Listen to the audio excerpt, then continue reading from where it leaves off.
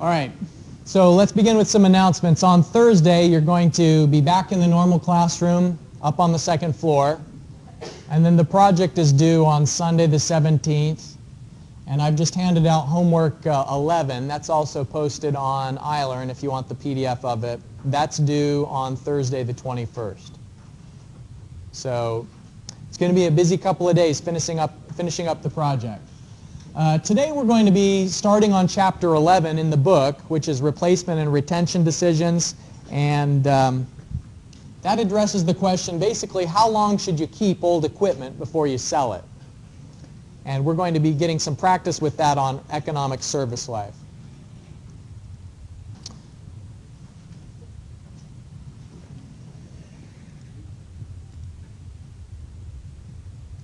All right. So let's consider a few alternatives. It's always fun to drive a new car, right? You know, if it's the newest model and has a clean interior and nice paint. But if we're thinking more practically, if we're thinking like a business instead of like a consumer, a business isn't going to want to replace equipment until it absolutely has to, or when it's economically advantageous to replace the equipment. And so when would you replace an item? Well, one motivation for replacing a piece of equipment would be if it's wearing out. So let's say that you're having to put so much extra money into maintaining the item and refurbishing it on an annual basis that the operating costs have gone up. Or it can be that over time, as equipment wears out, it is less safe, or it's diminished quality. And so like a manufacturing equipment, for example, might be generating more items that have to be rejected because it's not passing quality control checks. And so over time, just equipment wears out. So that would be one reason to replace equipment. Another explanation might be that the requirements have been changed, so that let's say if you're manufacturing steel, for instance. The book has a few examples that are related to metals production. It could be the case that if you're producing steel and there's a new requirement that steel meet a certain strength threshold, it might be that the equipment you own can't make it to that new quality standard. And so you have to upgrade the equipment simply because there are new requirements in the market that necessitate improved equipment. Another example of that is in the case of aircraft. Some of the older airplanes actually have very good fuel economy and plenty of room for passengers, but they're simply too noisy. And a lot of communities were getting tired of so much aircraft noise, and so the aircraft manufacturers had to develop new engines that would reduce the noise in the vicinity around airports. And so that would be another example of replacing an airplane engine because the requirements had been altered. It's not that it had worn out or had reduced performance, it's just that rules changed. One last possibility might be that equipment is becoming obsolete. And at the bottom there, that computer that's shown, that's an Apple IIe. That's actually the computer that I learned how to use when I was a middle school student. When I was around 12 years old, we got taught how to use these computers, and they were just abysmally slow. The screen actually only had two colors, black and green. And so it was a two-color display, and it had no hard drive in the computer. If you wanted to save information, you had to put in a floppy disk, and then it would record it onto a little disk that you could carry around and lose. And needless to say, it had no internet connection. I mean, it was like another 10 years before computers had internet. So this equipment might still work. So it's not that the performance is reduced. This Apple IIe still works at 4 megahertz or whatever the processor is, like it did when it was originally built. So it's not wearing out. And it's not that the requirements have altered either, because the things that it can do, like spreadsheet or a word processor, you can still do them. You can still type a paper on this old computer, but it's obsolete because the performance of other equipment has moved on so dramatically. You know, you can do spell check, for example, with the newer equipment, or you can email a file with the newer equipment instead of using a floppy disk and having to mail someone the floppy disk. So these are some of the motivations for replacing items. But the bottom line from our analytical standpoint is that we want to keep equipment as long as we can where the costs are minimized. So the procedure we're going to go through, we have to understand some terminology before we can apply that procedure. The first thing is that we're going to call the asset that we already own the defender. That's just the equipment that we have available. And the challenger is the thing that we're considering against what we already own. So if you own a Lexus that's model year 2014, maybe that's your defender, and the challenger is the Lexus model year 2017. So you're trying to compare the two alternatives, the replacement and what you already have. The market value is what you could get if you were to trade in or to sell the defender.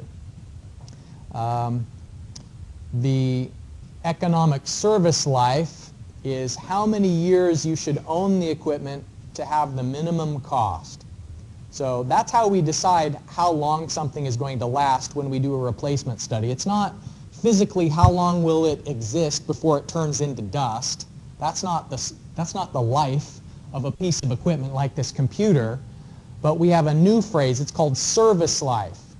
And the service life is how long it's profitable to own the equipment before it makes more sense to replace it, because we could make more profit if we sold it. So economic service life is, technically speaking, the number of years where you have the lowest annual worth of the costs. So we're going to be considering costs of equipment. The defender, which is the thing you already own, its first cost when we do the analysis is the market value, because there's an opportunity cost. If you don't sell the item you already own, what you're losing is the revenue you would have gotten from selling it. And so even if you keep your existing equipment, it costs you something. It costs you how much you would have gotten from selling it. Now, of course, the challenger has a cost as well, and that's the cost of the equipment of actually purchasing it. It's the initial purchase price. One last thing to mention, and that is sunk cost. So if you did a bunch of repairs to equipment and you upgraded it, all the money that you've spent in the past is irrelevant when you're doing a replacement study.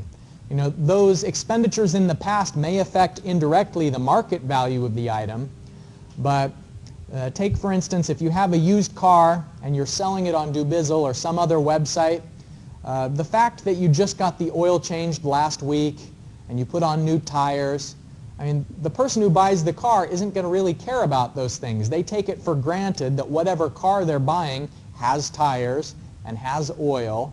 And so all of the little maintenance items that you have done in the past are considered a sunk cost. Those are previous expenses that can't be recovered. So it's not included in the study. So here's a graphical representation of what we're going to try and analyze. We're going to try to find the point at which our total costs are the lowest.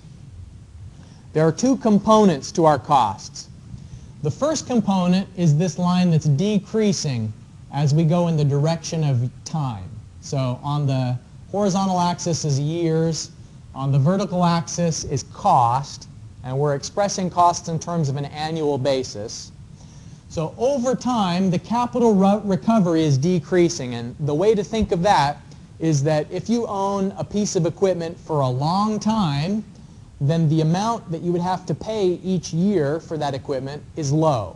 And that's the capital recovery. The capital recovery is the difference between the initial cost and the salvage value spread out into an annual series.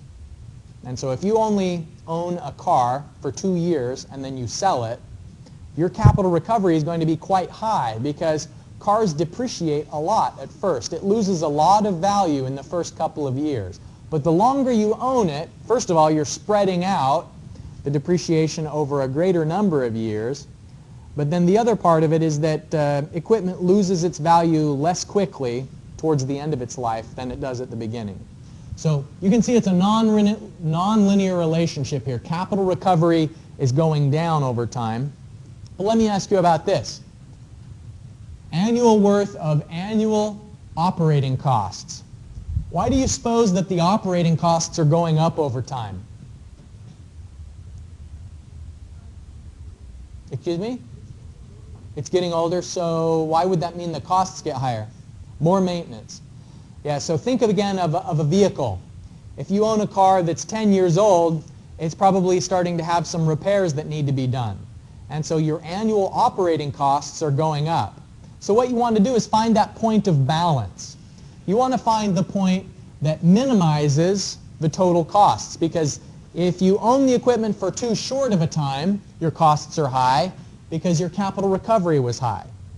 If you own the item for too long, you think maybe in your mind you're saving money, but if the annual expenses are so high, then that may not be the minimum point. You need to actually do the analysis year by year and find out what's the optimum number of years to own the equipment. And it corresponds to wherever the total costs are lower. And we call that the economic service life. That's the definition. Choose the number of years that corresponds to the lowest total costs on an annual basis. All right, so here's what we're doing today. I have prepared a template file, and when I unlock the computers, you can go into iLearn and download that file. It's an Excel file. I did it just to save time. You know, we've gone over the solution, so I didn't want you to have to type in all the column headers and so on in the spreadsheet. We are going to do an annual worth analysis on this piece of equipment to find out how much it costs depending on how many years we own it.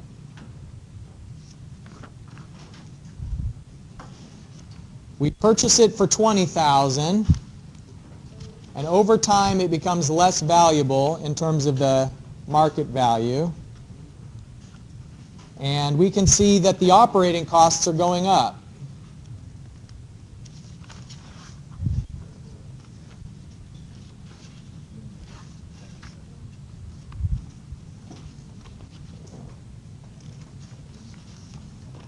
Does everybody have a copy of the paper? All right. So let me walk you through the solution. Here are the columns. Okay? The first column is years, and you'll notice that we don't start with year 0. That's because we're talking about the first year of operation, the second year of operation, and so on. So there isn't a 0th year of operation. It's 1 is the first year you own the equipment. And so at the end of the first year, if you sold the equipment, it would be worth $10,000. At the end of the second year, if you sold the equipment, it would be worth $8,000, and so on. Okay, column C is the operating cost, and what that means is that during year 1, it costs $5,000 to operate the equipment, whatever the operating costs are. It could be fuel, insurance, maintenance. Just all of those things together are the operating costs. Okay, column D is probably the trickiest, and so I want to explain very carefully what column D is. It's the present worth of the cumulative operating costs to date. So there's two things there. First of all, the present worth. Now these operating costs are in the year that it's mentioned. They're not in the present. So if we wanted to take these $5,000, we can think of it as we have to pay that $5,000 at the end of the first year. And so to find the present worth of it, we would need to discount it 1 year at whatever our interest rate is. And for this example, it's 10%. So 0.1 is the interest. So for year 1, it would just be the $5,000. But now, at year 2, we need to find the present worth of the $5,000 and the $6,500. And so the way you can do that is with the NPV function. So if you do the NPV of both of those values, of the amount in year 1 and the amount in year 2, then that will tell you the present worth of the cumulative operating costs to date. So remember that this is in year 1 already, so you can select the entire range. You don't have to skip the first value because there is no amount in year 0 within column C. And so then for year 3, the function that you'd put in there is equals NPV, and then you'd highlight the first 3 values. And what that'll do is that will tell you the present worth of the cumulative operating costs to date. And then once you have the present worth, what you're doing in column E is you're finding the annual equivalent of it for however many years is specified on that row. All right. So the rest of the explanations are given here. Here is the definition of how you calculate each column. It's also on the handout that I've given you. So I'm going to unlock the machines, and I'd like you to go through, calculate each of these columns, and what it'll show you is how long you should own the equipment. That's the bottom line. How many years is the lowest cost? When should you get rid of this equipment? When should you replace it? So we're analyzing the economic service life.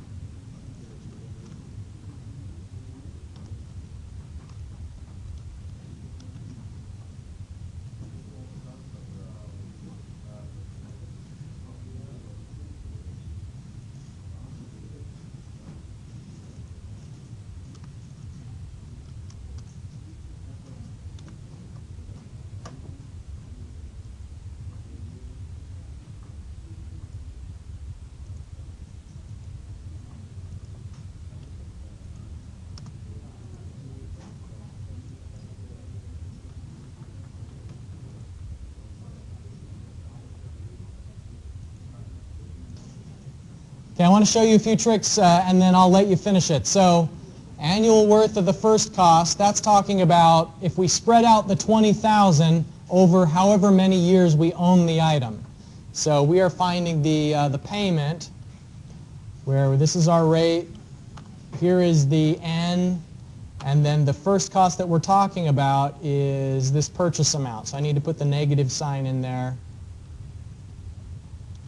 Okay, so the only thing that's changing is the number of years that we own the equipment. So this is how much we're paying for the purchase of it. Now the market value is a future amount. So we can do the payment function again. And here's our rate. N is going to be what row we're on. But now it's not a present value, so I'm skipping over the present value and it should be a future value is the field I want to assign that to. So $10,000 in year one is worth $10,000 if there's only 1 year in the series. So here's the annual worth of the market value. So then if we add them together, just the first cost and the salvage together, so those are the costs, the annual worth of the costs. Now this is an alternate method of finding the same thing that we found in column H. It saves you the trouble of doing this, that, and then adding them. We can do it all at once if we do equals PMT. We use our rate of 10%. N is whatever year we're on. But now for the present value, I'm going to use this present value that we had.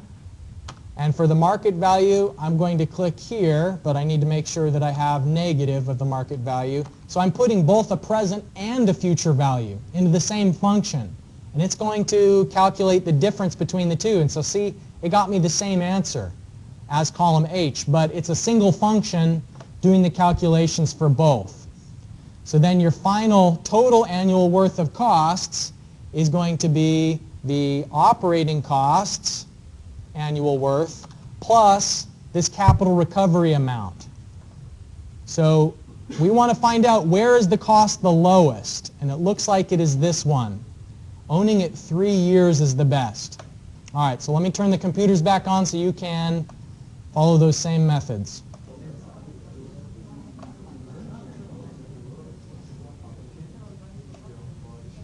Let me suggest that you save your file. this is going to be a useful thing to have as you go through the homework assignment. So you've just, solved the economic service life. You might as well keep your work. Let's take one last look at these announcements, and then you're free to go as you finish. Class on Thursday, we're going to be back in our normal classroom location. And here's the big thing, the project.